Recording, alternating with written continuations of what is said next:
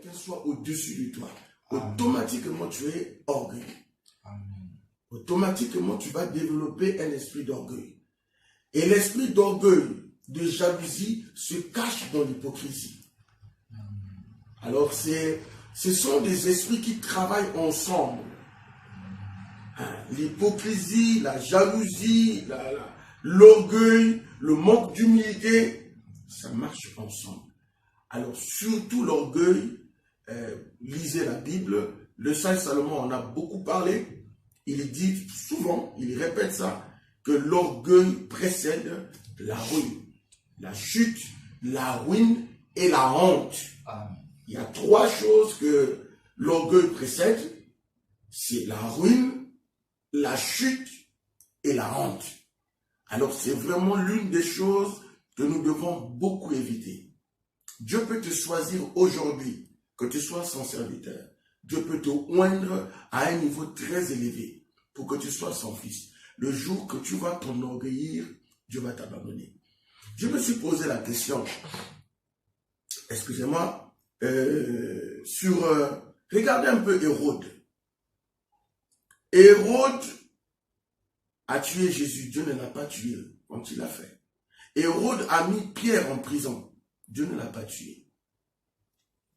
Mais le jour qu'Hérode s'est vanté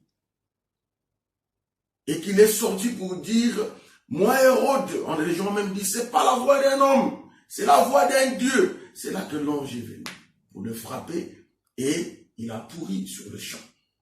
Regardez Nebuchadnezzar. Le jour qu'il est parti prendre les enfants d'Israël en déportation les amener, Dieu ne l'a pas touché. Quand il est resté avec les enfants, Dieu ne l'a pas touché. Même quand il a mis Shadrach, Meshach, Abednego dans la fournaise ardente, quand il a permis ça, Dieu ne l'a pas tué.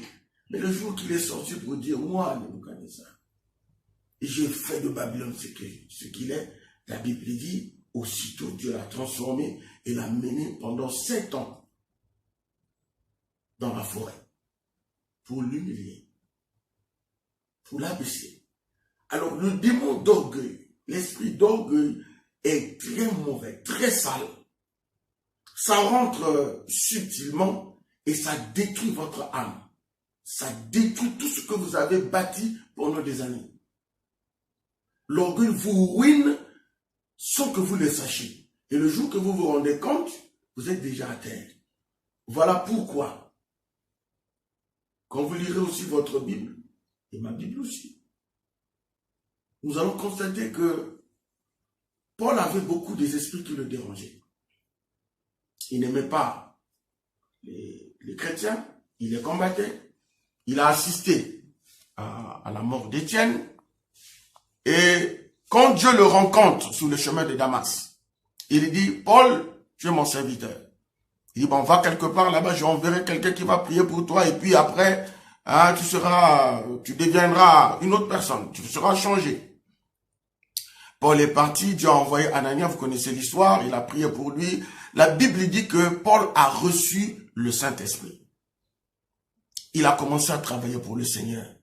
Mais il y a une chose qui m'a attiré mon attention.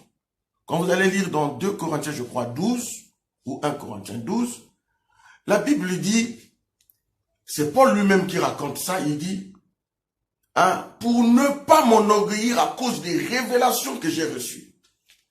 Il dit, Dieu a placé à côté de moi un ange de Satan pour me souffleter dans les yeux. À cause de l'orgueil, pour que le serviteur de Dieu, l'apôtre Paul, ne puisse pas s'enorgueillir, ne puisse pas rentrer dans l'orgueil. Dieu a placé un ange pour le souffleter. Et quand vous lirez Galates, Paul dit, je sais que parmi vous, il y a certains qui sont prêts à arracher leurs yeux et à me les donner. Ça veut dire que tout le monde voyait la souffrance de Paul. Dès que Paul voulait s'élever, un ange souffletait dans ses yeux. Mais où était le Saint-Esprit? Où était la conversion? Pour ça. Mais il doit seulement préserver de l'orgueil. Ça doit attirer notre attention. Et je crois que cet esprit d'orgueil est très mauvais, très méchant. Ça détruit Saoul, ça détruit Osias, ça détruit beaucoup de grands hommes.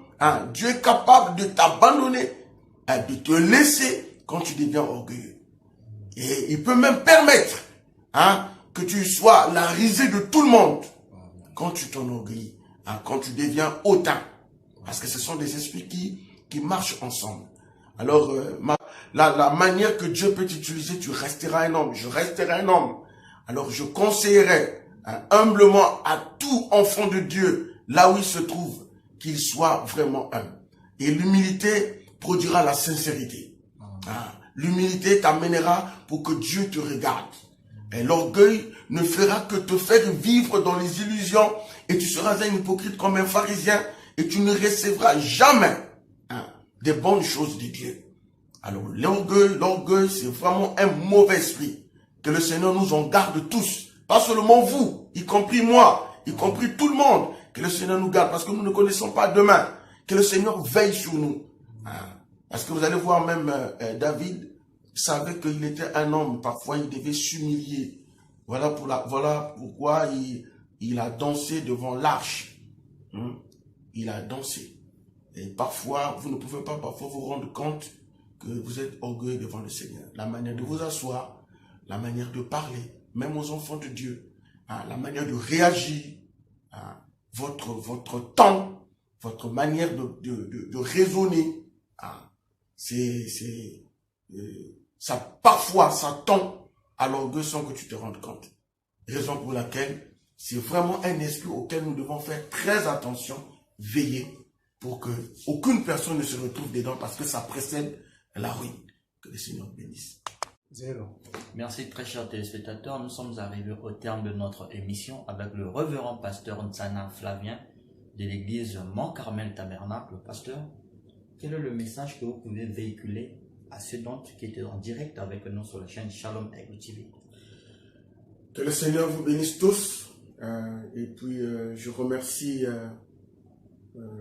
Shalom Aigle TV de nous avoir accordé cette opportunité sur leur chaîne pour être en contact avec vous. Que le Seigneur vous bénisse tous.